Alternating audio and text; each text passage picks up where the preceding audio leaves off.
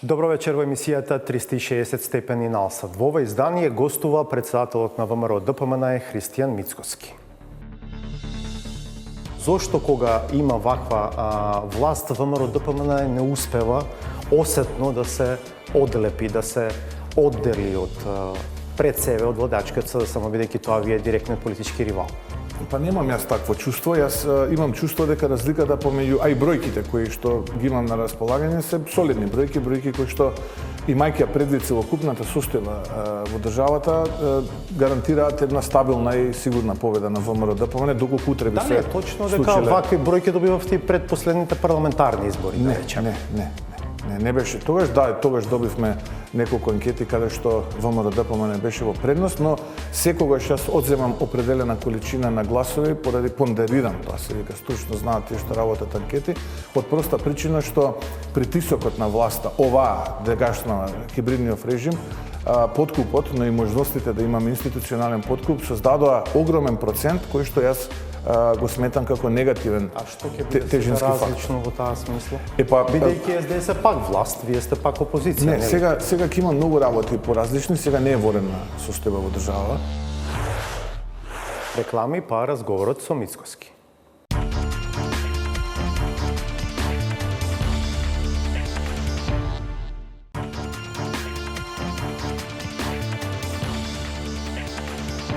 Гледате 360 степени. Опозицијската ВМРО ДПМН во средата отвори случај со наводи за изнуда. Рекет од битолска компанија, добитник на тендер за ископ на јаглен во рек Битола.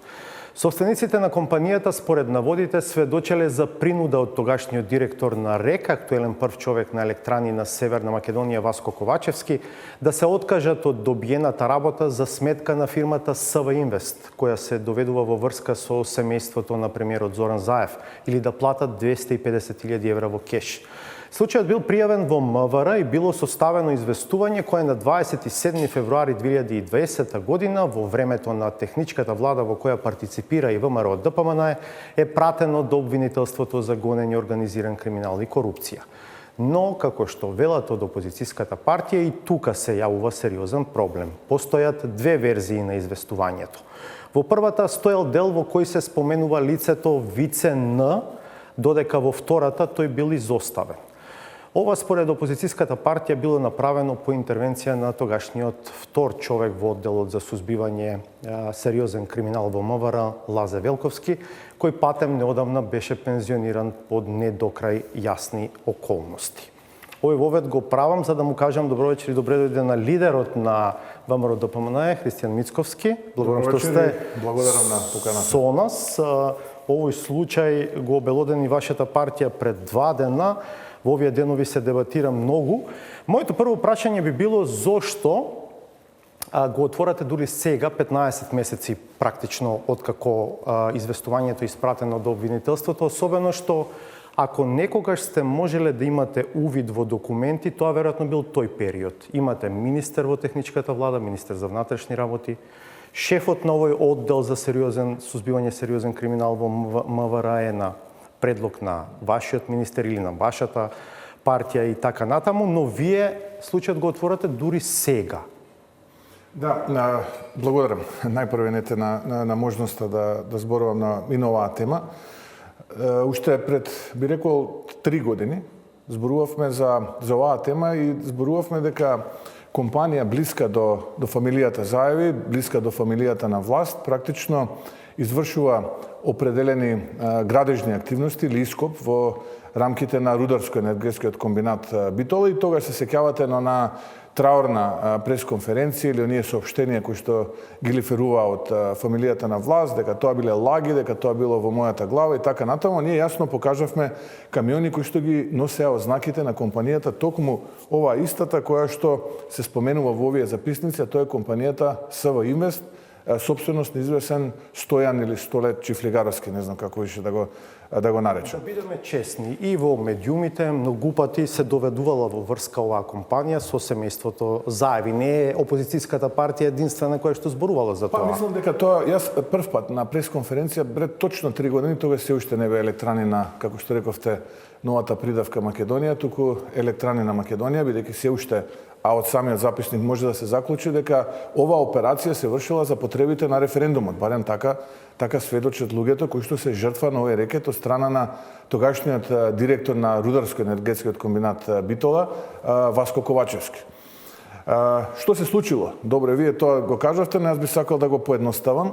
Има јавна набавка во која што се пријавуваат градежни компании кои што практично треба да извршат ископ на јеловина, чисто за да имаат гледачите представа што значи тоа. Тоа е земјата под која што се наоѓа јагленот. Значи тоа не е ископот на јаглен, тоа е земјата, се трга земјата од почвата и останува сега јагленот и потоа јагленот се копа и се носи во електраната на горење и производство на електрична енергија. И тоа е во суштина најголемата набавка која што се случува во Елем, во случајов во рек Битола. Некогаш се случува да таа набавка достигне до милиарда, милиарда и 200, милиарда и 500 милиони денари годишно. Зборувате генерално? Генерално, во вкупната сума. Не во конкретниот случај. Не, конкретниот случај е 60 милиони денари, милиони евра.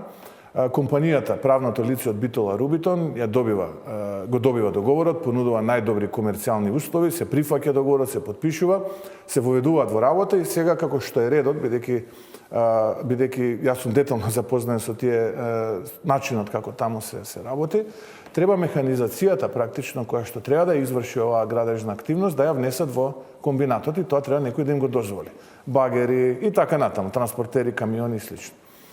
Тоа не им се дозволува, се прават обструкции и според записникот кој што е овдека пред мене, си го земам за секој случај, се вршат обструкции од страна на раководството во рек Битола и се повикува еден од собствениците на разговор и му се сугерира да 50% од набавката ја префрли на компанијата СВ Инвест. Овој нормално одбива и вели дека тоа не е возможно правно да се направи. Така завршува првиот состанок, следниот ден повторно Васко Ковачевски го повикува еден од собствениците и му вели не 50%, туку 75% од набавката ќе треба да се префрлат на компанијата СВ Инвест. И овој вели не можам да ги префрлам затоа што тоа не е правно, не можам тоа да го направам. Јас сум го добил тендерот, мојата компанија и јас практично треба да ја завршам оваа работа. Третиот ден во присуство на собственикот на компанијата СВ Инвест, повторно Васко Ковачевски го повикува еден од двајцата собственици на компанијата која што ја добива јавната набавка и вели не 50, не 75, туку 100% треба да отстапиш, затоа што сега знаеш следи референдум, имаме определени потреби и ова е практично насока од најгоре. И тука завршува овој трет состанок, тој нормално одбива и вели јас немам намера да прифатам додека не се консултирам со мојот адвокат. Жртвата, односно еден од собствениците, се консултира со неговиот адвокат и за ден, два, три повторно се среќава со лицето Васко Ковачевски, кој што тогаш е директор во Рударско-енергетскиот комбинат Битола и му вели јас не можам ова да го направам, дајте да видиме да се раскусуриме, да видиме што треба да си платам пенали, да се повлечам, работава не можам вака да ја завршам затоа што е противзаконска. Васко Ковачевски тогаш му вели ако не можеш да отстапиш на СВ Инвест, тогаш те молам да донесеш 250.000 евра, мислам дека беше во кеш, што практично представувало 1/4 од вкупниот износ на договорот. Ја му вели како да донесам 250.000 евра, па така вика, тоа е сума на пари која што треба нему да му се дадат авансно, а потоа истите тие пари да се префрлат на лицето Вице Н. И доколку не му верува дека тоа е така, му го дал телефонот, вели, од Вице да договорат средба во хотел Вила Парк во Струмица. Тоа е истиот оној објект за кој што јас сум зборувал многу пати во минатото, дека практично главната исплата се врши токму во еден објект во југоисточна Македонија. И понатаму нормално се разврзува дискусијата, дебатата и така натаму, се договара средба, па средбата не се случува преку извесен Илио Н, викан Рамбо, јас своје лица не ги познавам, но името Вице Н, Вила Парк е практично име кое што го носи братот на претседателот на владата, господин Зоран Заев. Да, има сега две работи. Едната е таа што ве прашав. Како дојдовте до документи 15 месеци подоцна во кои што наводно тврдите дека станува збор за можен фалсификат или преработка на тоа известување? Вие тврдите дека имало две верзии на тоа известување и дека на крај верзијата која што завршила во обвинителството не е она во кое што се споменува и лицето Вице Н. Еве ќе дадам одговори на тоа прашање. Нема да кријам дека еден од двајцата собственици кои што се жртва на овој рекет, на оваа изнуда, дојде кај мене во тој период и разговаравме и ми го опиша настанот. И јас му реков, види, јас нити сум истражен орган, нити можам некако да ти помогнам и го упатив во МВР, Министерството за внатрешни работи, да даде исказ, овие да ги согледаат на водите кои што тој ги дава како исказ и врз основа на тоа да постапат. Предпоставувам дека отишол тогаш во МВР, дал исказ и тој исказ е содржан во една од двете верзии кои што јас ги презентирав пред јавност. Како доаѓате до сознание дека има две верзии? Да, сега ќе дадам одговори на тоа. Откако тој дал, предпоставувам, таму исказ, МВР составило известување, тоа известување го однело практично во основното јавно обвинителство за гонење на организиран криминал и корупција и откако виделе дека таму се наоѓаат овие имиња кои што се поврзуваат со семејството на власт, отишле определени луѓе, постојат основани сомневања дека станува збор за лицето Лазе Велковски, јас не можам да тврдам дека е тој, и го зема тој првичната верзија на записникот, го коригира и ја враќа новата, односно втората верзија на записникот, каде што тој дел го нема. На веќе доставено известување до обвинителството. Доставено, точно. И ако видите, влезниот печат во едниот и во другиот документ се наоѓаат на различни делови од првата страна, иако се со ист број. Веќе го видите, едниот е горе, а другиот е подолу. Инаку станува збор за ист број. А оној дел од записникот каде што се споменуваат сите овие имиња, за жал, ќе не можете да го најдете на следната страна. Сега и јас и вие... Сега како дојде до мене, нормално дека дојде, Васко, простете да дозавршам мисла, практично, како и секогаш кога доаѓаат вакви документи, го донесе свиркач, го објасни начинот на кој што е завршена целата оваа активност. Чекавме определен период да видиме дали ќе се постапи по оваа пријава, очигледно дека не се постапува и тогаш одлучивме како ВМРО ДПМН да известиме јавноста. И ова е еден од неколкуте случаи кои што, да поентирам, го потврдуваат тоа што го зборев пред 3 години. Јас и вие знаеме, а и пошироката публика, нема да откриеме не знам што, дека делот за кој што зборувате дека го има или дека го нема е на страничка напишана во Word. Да. Таа може да се менува на било кој компјутер. Може да се менува ако така навлеземе во случајот, но зашто па го нема некој друг дел каде што, да речеме, има некој, каде што нема некој имиње, не се спомна. Зашто токму овој дел го нема? Прашањето е зашто токму баш овој дел каде што се спомнува името Илјо, името Вила Парк. Не сакам да кажам дали може некој дополнително да го додал тој дел. Тој воопшто оригинално да не постои. Видете, ова е јавен интерес и ние како опозиција кога ќе дојдеме до ваков документ кој што ги потврдува нашите тврдења од пред 3 години изминатиот период, а е во корелација со сведочењето на тие луѓе, нормално е дека ние ќе излеземе во јавноста ако видиме дека институциите не постапуваат. Има единствен начин да ова се докаже, дали е тоа така, да се повикаат лицата кои што се жртви на овој рекет, да се отвори предистрага, да се види дали ова вистина или не е вистина. Тоа е она кое што ние можеме да го направиме во интерес на граѓаните. Наводно обвинителството вели дека постапува врз основа на верзијата која што предметниот обвинител ја има кај себе, а тоа е верзијата во која што го нема делот со Вицена. И ние го доставивме тоа во текот на вчерашниот ден, имавме пресконференција, пратеник од Миле Левков пред обвинителството имаше пресконференција и го доставивме практично записникот во кој што се е содржан оној дел од исказот на луѓето. Интересно е што ја споменувате таа пресконференција. Пратеникот Левков вчера на тој прес му порачува на обвинителството да ги повика и реди една серија лица, меѓу другото вели Вице Заев. Друг пратеник ваш, Бојан Стојановски, во парламентот вчера му поставува прашање на вице-премиерот Николовски како му вели зошто Вице Заев е забранета категорија за институциите, секако контекстот е овој случај за кој што веќе зборуваме известно време во оваа емисија.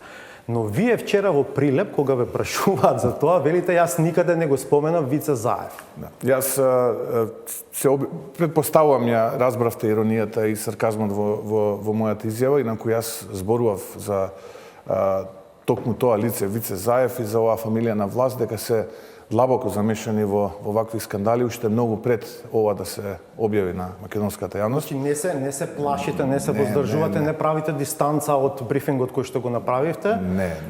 Васко ве молам тама работа. Не постои таков човек од кој што јас ке си слушам. Не, добро, а најмалку од тој господин. Оти вчера, јас искрен да бидам не го разбрав тоа саркастично, мислев дека навистина има разлика во пристапот и се прашував зошто вие велите дека не сте го споменале името на Вице Заев. Тоа беше дадено малце така, повеќе саркастично и иронично, но очигледно дека политичкото изразување треба да биде подиректно и поконкретно. Но еве, благодарам на можноста да појаснам за да не биде дека како што вие велите, правиме чекор назад од брифингот, напротив, само можам да го потврдам. Да бидеме честни, и Вице Заев и ЕСМ сега поранешно ЕЛЕМ излегува и СДСМ излегува со реакции и демантираа дека се тоа не е дека нема да го потврдат тоа. Вие зарем очекувате да излезат и да речат браво Мицкоски, во право беше не фати. Да. Сигурно нема тоа да се случи. Сигурно, не дека нема елементи за сомневања и истражување. Жестоки беа, онака историја едно чудо фекали едната и другата и третата инстанца врз мене, но добро, јас сум навикнат на тоа. 4 години го трпам. Вие во известен период бевте директор на ЕЛЕМ, од блиску ви се познати работите таму, не правам алузија никаква во смисла на тоа дали сте биле дел од некакви нечесни и честни работи и така натаму, повеќе во смисла на тоа дека добро ги знаете работите како функционираат таму.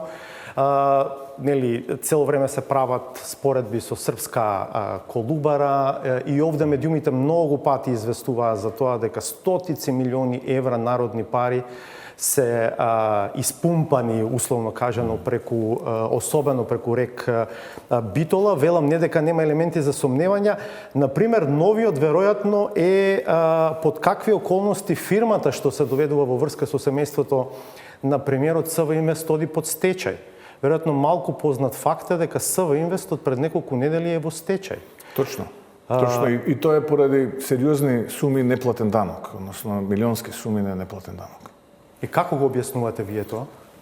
Ако ова е бизнис модел кој што бил вносен за семејството на премиерот, за владачката партија, сега наеднаш ова фирма која што им носела толку многу пари оди во стечај. Па не, тоа е проверена работа. Добре. Тоа не е прв случај, Васко. Ако го анализирате случајот на една пропадната банка и ако видите колку компании кои што гравитираат околу семејството Заевиси од Струмица немаат платен обврски кон таа банка, ќе ви стане јасно дека или по определени давачки кон државата, ќе ви стане јасно дека тоа е проверен модел за овие луѓе. Ова не е патентирано сега само или како исклучок за компанијата СМ Инвест. Погледнете го списокот на компании кои што, да речеме, не си ги исполнили обврските кон Евростандард банка, која што е сега во стечај, а кои што се од Струмица и некако јавноста знае дека тие се поврзани со семејството на власт. Што е главната цел? Криминал, Васко, плячка, просто едноставно е. Овие 3 години, од 1 јануари 2018 до 31 декември 2020 година, бруто домашниот производ во Македонија пораснал за 700 милиони евра. Јавниот долг пораснал за 1 милиарда и 700 милиони евра. 1 милиарда фали. Украдена е. Ја нема. Тешка година беше, знаеме сите. Видете, ако била тешка година, Васко, само дозволете. Во светот секаде јавните долгови растеа. Видете, еве споредете ги сите држави во светот. Вие можете да позајмите 1 милиарда и 700 милиони и тие да ги деноминирате со инфлацијата ако ги вратите назад. И ќе бидат милиарда и 500, еве да речеме, пошто е тешка година. Не може да бидат 700 милиона. Еве, 2 тешки години имаше и 9-та и 12-та во еден друг период. Еве да го анализираме периодот 1.1.2007, 31.12.2016. Бруто домашниот производ пораснал за 4,3 милиарди, долгот пораснал за 2,9 милиарди. Нели безмилосно се трошеа парите, ама имаме додадена вредност од 1,3 милиарди. Нели тогаш СДСМ јавно збореше дека безмилосно се трошеле парите, дека оделе во непродуктивни трошења. Еве го гледаме градоначалникот како на една друга интервју кажува дека ќе биде во улога на талибанец и ќе рушел во Скопје со чеканот и така натаму, но тогаш имаме раст на БДП од 1,3 милиарди. Сега имаме одземен БДП од 1 милиарда. Тоа е проблемот, тоа е суштината. Не знам дали бев јасен. Да, но пак ќе кажам, беше година во која што државата мораше да помага на стопанството, до сега 5 или колку таму 6 циклуси на помош кон бизнисот. Знам, ако влеземе во детали ќе кажете далеку се од реалните бројки кои што стигнаа кај компаниите и во така детали. натаму. Не сакам јас сакам крупната слика да ја кажам. Според сите економисти, читајте Financial Times, економист, било кој, Кембридж, Оксфорд анализи, читајте, ќе видите дека 9-та и 12-та од аспект на последици во економијата беа најмалку со 2 или до 3 пати поголемо влијание отколку ковид пандемијата.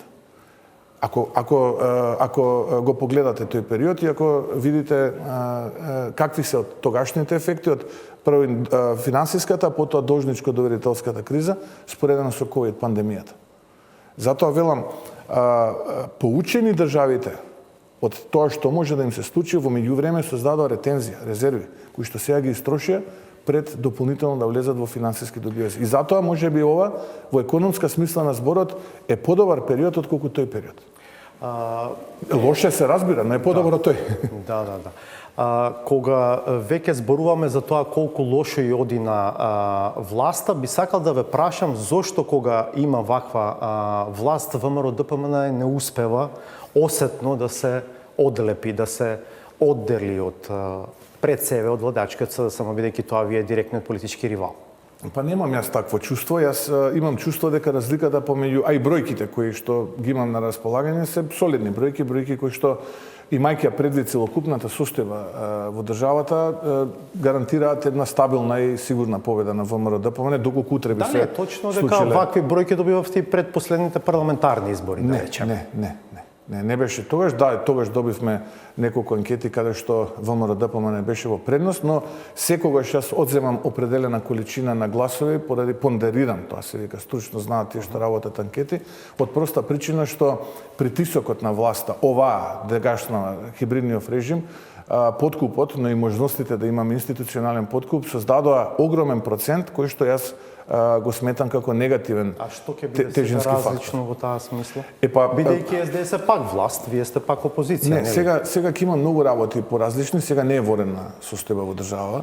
Сега ќе немаме уредби со сила на закон, бидејќи тогаш ребалансот го правеше владата, 4-5 министри ќе дигнат 2 прста и завршен е ребаланс. Закони сега ќе мора во парламент да бидат и да се дебатираат со опозицијата, тогаш се носеа закони на седница на влада. Ама подкуп не се прави секој со легални пари? Не, ама тоа е суштинскиот подкуп. Дента се гласаше, се делеа картички. Поминете низ Македонија, ќе ви кажат луѓе сведоштва. Иначе, за пари на рака, ја што велам, фативме двајца градоначалници. Едниот градоначалник на Доријан, вториот градоначалник на Василево. Живи ги фатив. Да се вратам на поидовната теза во овој дел. Не сме виделе анкета во која што водите повеќе од маргината на грешка во истражувањата на јавното. Не е тоа маргина на грешка. Не е тоа маргина на грешка која ќе сакам, ако веќе отвориме таква дебата, стручно да појаснам. Кога вие ќе имате плюс минус 3%, тоа не значи дека ако е рейтингот ваш 20%, дека вие може да варирате од 17 до 23. Тоа не значи. Тоа значи дека на 100 анкети 97 веројатно ќе го дадат овој резултат. А може само во 3 анкети да имаме определена девијација или отстапување. Сакам тоа да го појаснам затоа што често пати во јавноста, а можеби поради недостаток на информации, таа маргина на грешка која што вика 2,3%, 3 која што зависи од бројот на испитаници и методологијата, може да се свати дека еве политичка партија А има рейтинг 20, политичка партија Б има рейтинг, не знам, 18, маргината на грешка е 3% и значи може да тука пливаат они и да се, пошто е 3%. Авторите на анкети така ги објаснуваат. Да. Знаете тоа, не? Јас не знам, ти едно сакам сега статистички, математички да ја кажам што значи тоа. Тоа значи дека веројатноста на 100 анкети е дека 97 ќе ги дадат овие бројки, а само 3% ќе отстапуваат, односно 3 анкети од овие бројки. Што ќе сметате за победа, за успех на локалните избори, за ВМРО ДПМН?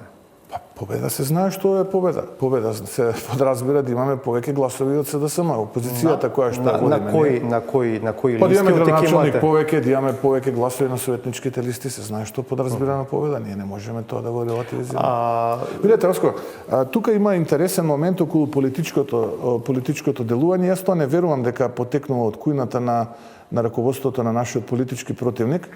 Но ако земете и ако ги анализирате периодите кога Зоран Заев е председател на СДСМ и резултатите од избори, ќе дојдете до еден феномен кој што во политиката е познат како energy breach, односно прекршување на енергијата. Ако го анализирате 2009 и 2014 година, кога се случува, да речеме, во 2009 локалните и председателските избори, 14-та парламентарните и председателските избори, Зоран Заев како председател на СДСМ доживува дебакал. И тоа раководство, небитно. Губи по 200.000 разлика. Ако дојдете до 2016 година, ќе видите дека два пати се одложува изборите, односно се крева енергијата, потоа се одложуваат изборите, се доживува еден вид дисипација, односно издишува енергијата. Повторно се крева енергијата, повторно издишува таа енергија, за да конечно третиот пат се доближи, ако изгуби 2016-та, понатаму со веќе познатите настани тој формира влада. Ако ги анализирате локалните избори 2017-та, тие требаше да се одржат во мај. Тога се случуваше повторно еден наплив на енергија низ Македонија, луѓето застанаа против проектите кои што тој тогаш не ги најавуваше, но знаевме дека ќе се случат и така натаму, како што беше промената на името и слично, и се случи оние настани 27 април, се прекрши енергијата, се одложија локалните избори за октомври-ноември и се случи тоа што се случи. За председателските избори 2020 година, сите против Силјановска и ВМРО ДПМН мислеа дека ќе биде све лесно, мислеа дека ќе помине тоа гладко, но првиот круг видео дека ѓавол е однел шегата и дека не е баш така работата лесна, резултатот беше изедначен и потоа веќе во вториот круг се употребија сите средства кои што им стоја на располагање за тесна победа. Но и тоа е позадина. Сега доаѓаме до 2020 година. Изборите требаше да бидат, ако не се лажам, 11 април. Се случи ова што се случи со короната, се прекрши енергијата, се остави простор за ворени состави, се остави простор за манипулации, институционален подкуп, притисоци, закани, уцени и така натаму. Се одложи изборите до 15 јули. Многу порано, знаете. Вие не сакавте да прифатите. Ви нудеа избори многу порано, вонредни, вие не сакавте да прифатите. Вие баравте да се одржат подоцна изборите. Не, малку ви упаѓам во главната теза, во ред продолжите главната теза. Се одложија изборите. На тие избори практично дојде до издишување на енергијата и да поентирам, ценам дека и сега како се одвиваат работите и се погласни се, да речеме, спекулациите, дека СДСМ можеби би сакал одложување повторно на локалните избори. Па, не знам, нема да стигне системот за фингерпринт на време, не знам нешто друго, ќе најдат начин. Некој добар советник ќе го советува Заев тогаш. Да. Не, ја не верувам дека е слаб советникот, но суштината е таа. Повторно да дојде до Energy Bridge. Сега велите вие, они ни нудеа. Да, точно е, они ни нудеа. Чекайте само да ви кажем, во 2016-та ВМРО ДПМН има еден од своите историски најдобри резултати. Не е дека гласачите на ВМРО ДПМН се издишаа па не излегува на избори. Во декември 2016-та ВМРО има извонреден резултат на избори по бројки. Така ли? Јас поентата ми е да кажам дека тоа енергетско празнење кое што се случува, можеби ќе му донесе на ВМРО ДПМН плюс 50.000 гласа. Може ќе му донесе плюс 30. Може ќе му одземе, не знам. Добро. Може би ќе му одземе. Ве разбрав дека во смисла на тоа дека му додавало цело време на Заев. Во секој случај, тоа енергетско празнење е во насока на во случајов спротивната страна која што беше перципирана како послабо, односно енергетското празнење му возможуваше секогаш на Заев да постигне, односно СДСМ да постигне подобар за малку резултат. Сега, кога слушаат, треба да ги одложат или не треба? Па, ние нема да се согласиме, апсолутно. Какво одлагање избори ќе бидат во октомври, ВМРО ДПМН и опозицијата ќе победи. Свој со ова... Не, јас дадавам една кратка анализа за да ја знаеме како јавност. Ние нормално е да седиме и да анализираме. Сега, 2014-та и 2009-та нема одлагање, изборите си течат нормално, по 200-300 разлика губат и така натаму. Инаку, само да појасниме, ќе ми дозволите 2 минути. Да, точно беше тоа дека после недобивањето тогаш датум ноември месец, веднаш понудија во декември да се распушти влада и така натаму, не беше само ВМРО ДПМН против, имаше и други политички партии кои што тогаш беа против, а нашиот став беше принципиелен. Во ред на 100 дена техничка влада, таков е законот. Се ние не можеме да ви кршиме законите, а од друга страна да викаме ќе бидеме владење на правото, реформи и така натаму. Тоа рековме ние добро, еве во февруари нека бидат изборите. Ајде во кога требаше тоаш во ноември да ја распуштиме владата, во февруари 100 дена нека бидат во февруари. Тоаш не одговараше на други политички партии поради верски празници, пости и така натаму и затоа се случи изборите во април. Независно која анкета ја анализираме од тие што јавно се појавиле, се разбира досега, левица се појавува со 5-6%, доаѓа до третина од рейтинзите на ВМРО, на СДСМ, се наметнува како веројатно важен политички субјект, па и на локалните избори. Прво, во какви односи сте вие со левица? Бидејќи левица е опозицијска партија. Доколку левица своето политичко функционирање го детерминира како опозицијско, тогаш треба да се придружи на... Не се опозицијска. Па видете, ја бев малку збунет таму пред Нова година на едни пратенички прашања, кога имаше еден диалог помеѓу лидерите на левици на СДСМ, кој кого поддржувал, зашто го поддржувал и така натаму. Договорен диалог. Па не знам, во парламент беше, едниот му постави прашање, другиот му даде одговор на тоа прашање, дека го поддржувал логистички, финансиски, за да нанесе штета на ВМРО и мене да спаселе Македонија од христијанизмот. Отворени сте за соработка пред избори со секој левица? оној кој што, еве да бидам поконкретен, секој оној кој што цени и мисли дека Зоран Заев и оваа влада на СДСМ лошо работат, подготвен сум со секој да седнам и да разговарам. А се согласувате ли, да речеме, со некои таму магистрални политички правци нивни? Дека земјата треба да излезе од НАТО, дека не знам, треба да се признаат. Видете, ја ни дома нема да се сложам секоја со Јован, Рози и Антони.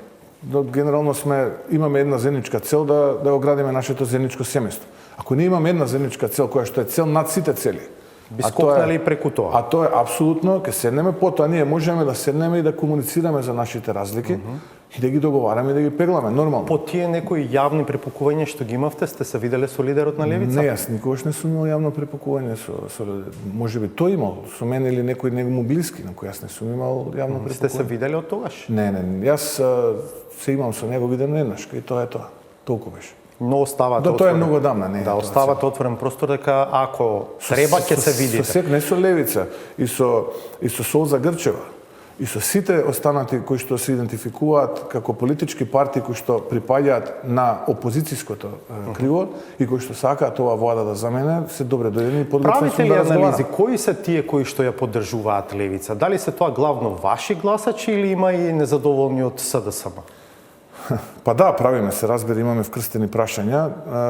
Генерално, половината нив, или би рекол 60% од гласачите на левица се луѓе кои што се незадоволни од политиките на двете најголеми политички партии. Во македонскиот блок, зборам ВМРО, ДПМН и СДСМ, а останатите од прилика дистрибуцијата е пола-пола. Да речеме 2-2 и еден, не знае што да прави од 10. Ако 5 велат незадоволни сме од политиката на ВМРО, ДПМН и на СДСМ, па препознаваме овдека нешто и се приклучуваат кон левица, останатите 5 се од прилика дистрибуција пола-пола, 2-2, еден не знае што да прави. Имаше една нагорна линија, да кажам, најавата за можно коалицирање, соработка, предизборна, постизборна, на втор круг избори со Алијанса за албанците и Алтернатива.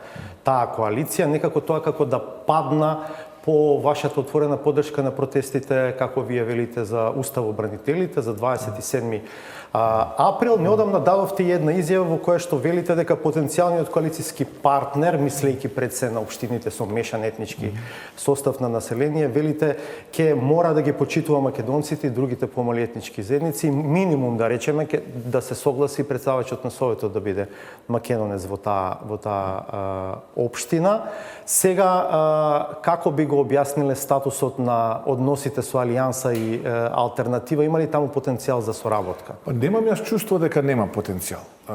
Немам јас такво чувство дека, како што вие велите, тоа во надолна линија. Ќе додржите ли од некако под иста рака, како велат, и поддршка за 27 април за протести и соработка со Алијанса? Тешко ќе одат.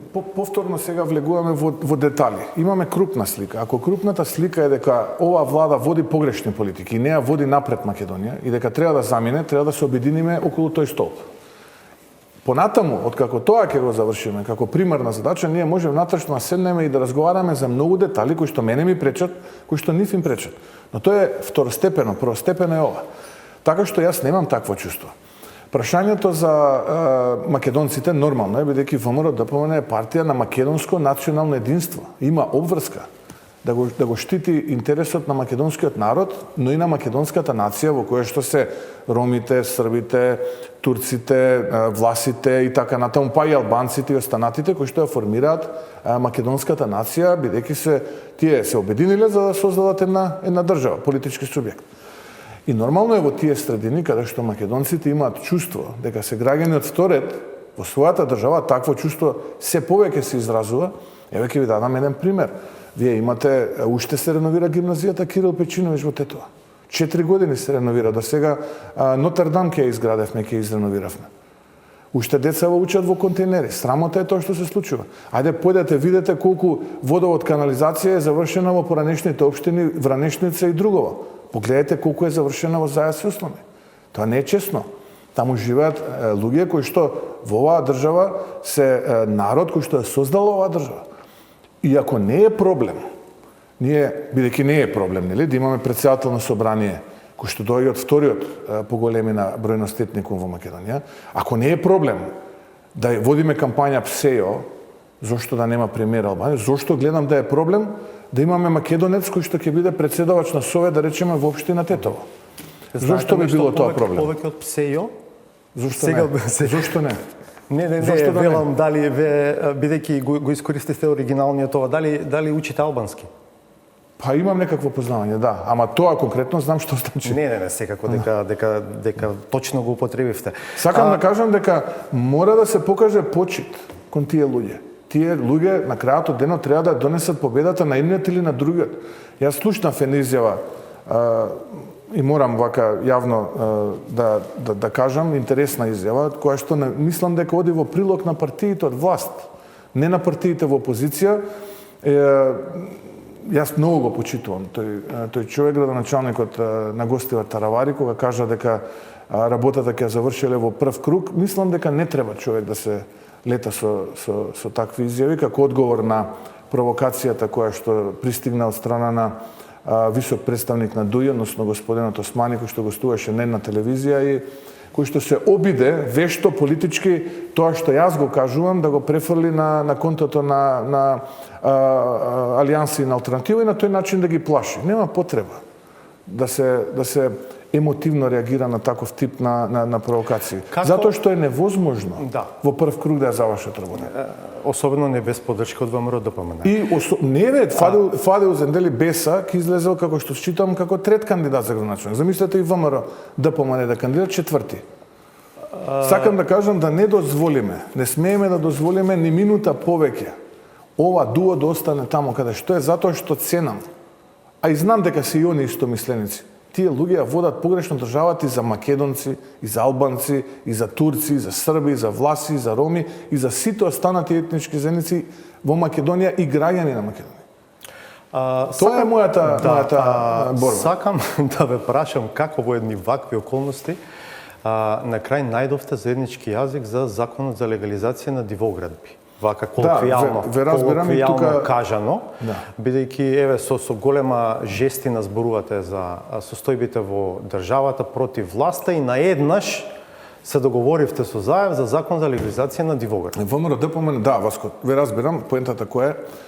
Таму имаше, би рекол, две спорни точки. Едната е како најдовме заеднички јазик и втората е политички партии определени кои што се дел од власта, се заканува, критикува јавно и така натаму, а претходно во парламентот има можност да поднесат 1000 амандмани, вклучително и оваа политичка партија која што е во опозиција Левица, која што себе си се детерминира како опозиција Левица, и јас си го поставам прашањето зошто не поднесоа 1000 амандмани да го блокираат, ако не сакаа да го поддржат. Зошто тивко премолчија, ако сме ние толку грешните како што вие го формулиравте прашањето. Но каква е суштината? Ние сме народна партија. Првиот закон, кој што беше дел од владите на ВМРО ДПМН, заврши на 3 март 2011 година. И малку е неприродно сега да зборувам за закон кој што е предлог на владата, но бидејќи ме прашувате, ќе дадам одговор. Тоа е критичната точка. Инаку можност за легализирање дивоградби изградени претходно постоеше и се уште постои со измени на тој закон. Сега, 120.000 управни постапки. кои што не се завршени. Да, ама добро, тоа е во друг закон, не е во овој новиот. Не, во стариот не се завршени, ама Да. поминате рокот, треба да ги рушиме. Утре треба да ги рушиме. Ама тоа во друг закон и изгласавте измени и дополнување на тој закон со кој што овозможивте да продолжат тие постапки. Точно, и ако не ги завршиме, тогаш сите овие градоначалници, управни органи, министри кои што не ги легализирале, ќе си добијат Тоа е едниот закон. Проблемот е повеќе во вториот закон. Се, вториот е за ова за претпоставам за националните паркови зборувате. Па да, заштитените подрачја и членот 47, знаете, Не дека е станува збор, проблематичен. ќе дојдеме и до членот 41, а не станува збор за националните паркови. Тука станува зборот и за заштитените подрачја каде што имаме национално историско културно наследство, не се само националните паркови. Не е точно дека ќе се легализираат. Ево јас да ви дадам еден пример, кој што јас сум го почувствувал на своја кожа. Бев директор, како што кажавте, на Елем, требаше да се гради еден проект, Бошков мост се викаше тој проект. Кредит компанијата се задолжи, проектот готов, изведувачот да се воведе во работа. Чисто за да знаат гледачите, станува збор за хидроцентрала која што требаше да се гради во потегот на реканскиот крај, кај ги собереше на Тресонечка Јадовска река и дел од Корабските води во една акумулација и ќе произведуваше електрична енергија ефтина за 70.000 домаќинства. Пари обезбедени, проект, све направено, завршена работа. Доаѓаат кај мене една организација невладина и ми вика, не може да градите, ние ова ќе го оспориме. Зошто? Па вели, таму има заштитено ендемско животно, рис. Добро, викам, рисот најдовме начин, го заловивме, му ставивме алка, огрлица и дојдовме до една фрапантна констатација дека рисот дневно се движи во периметар од 300 километри. Некогаш 200, некогаш 100, некогаш 105, но 300 километри имаме. Одржавме состанок и велам, луѓе, овој шета 300 километри на ден. Дали тоа значи дека ние во овие 300 километри ништо не смееме да градиме? Дали тоа значи? Еве еден пример, ќе ви дадам пример. Како овој закон го тангира ова? Па еве сега ќе ви кажам. Таму имаме акумулација во Мавровско езеро. Имаме далновод, кој што не е легален. Треба да го урнеме. Не е легален тој далновод. И треба да го урнеме. Патот што е тука изграден не е легален, не е впишан во катастар, треба да го ископачиме. Така што манипулација жестока е.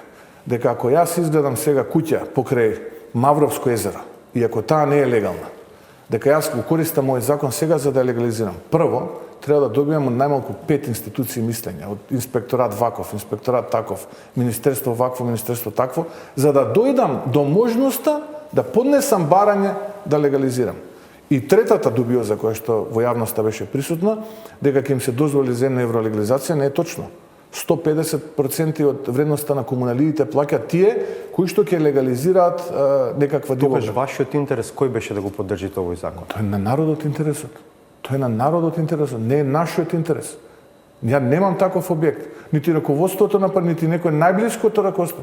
Народот има интерес. Не тегнат за раце на нивелат кога ќе го донесеме, затоа што да, имам куќа, еве, конкретно во Струмичкиот крај ќе ви кажам, во Босилово, имам куќа, вели, кренав спрат, не ми е легален спратот, синот се ожени, снаа донесе, дете се роди, земав кредит да кренам спрат.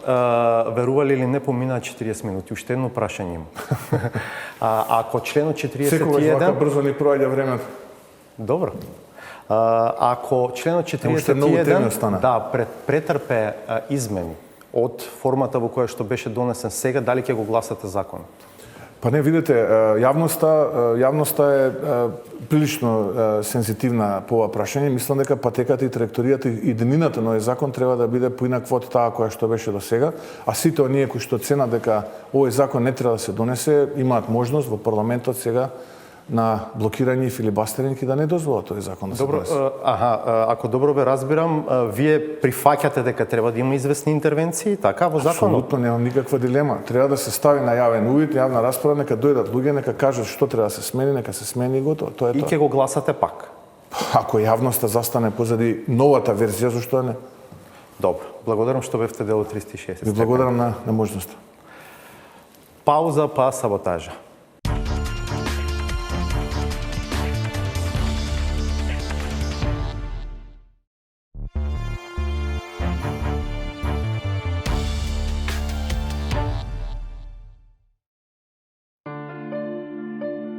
Хистеријата со реформите во образованието добива специфични димензии, особено кога во недостиг на адекватни аргументи почнуваат да се пласираат тотално нелогични тези, кои се косат со базичните принципи на едукацијата.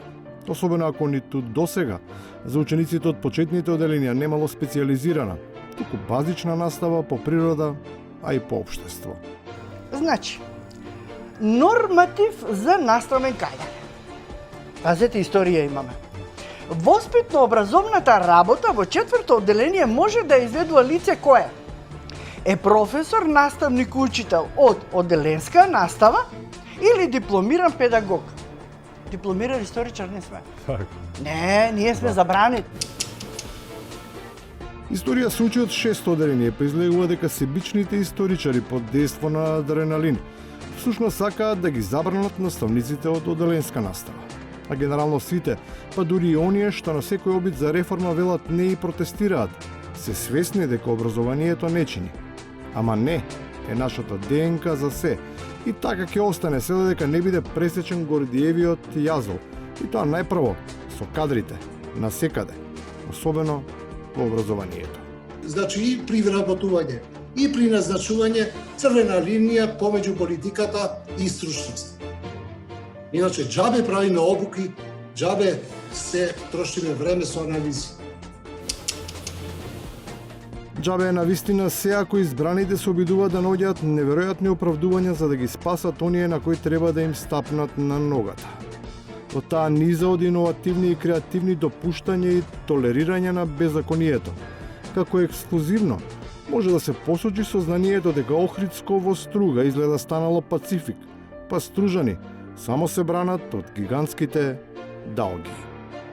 Зидови од 20 до 50 см висина од аутохтонен камен заради заштита на своите имоти од трановите на езерото. Со таква климатска промена, можеби во овој крајбежен град ќе треба да се развива алтернативен туризам како што е сурфањето, односно јавањето на бранови, надпреварување кое би било типично за политичари, кои не го кажале јавно својот став тогаш кога во нивно присуство законот бил изгласан во владата, ама кога се надвор од неа, имаат слобода да интерпретираат. Не може никако да пратите порака дека ставате крај на дивоградбите ако ги легализирате. Таква порака може да се прати само со рушење на дивоградбите. Сепак, дивоградбите и не се толку лоши. Тие влијаат позитивно врз инфраструктурата која под дејство на тој силен притисок нуди нови течности кои ќе протечат низ напрегнатата водоводна мрежа. Тоа не е вода, тоа е кафе. Гадна вода од канализација тече во нашето село. Да говедата мои не ја пие таа вода. И на крајот, кога веќе не се знае не само кој пие, ами ни кој јаде. Pra me shumë kompetencë them që nuk u përfillën organet, nuk u ndëgjuan organet, pra në përzgjedhjen e dy kuadrave, domethënë zotit Grupi dhe zotit Osmani, domethënë në përfaqësimin apo në legitimitetin e tyre për ta përfaqësuar domethënë Shkupin në këtë ekzekutiv të Bashkimit Demokratik për Antinë.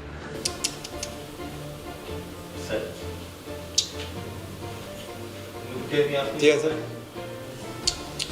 и частни театр. Обидот на Груби во соочувањето со меджити да го копира Рама само е изнесува на површина состојбата со инфраструктурата во Дуи.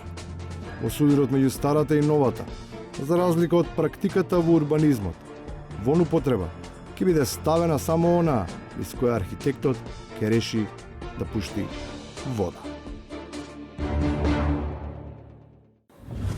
Толку за вечерва, се гледаме в понеделник од 22.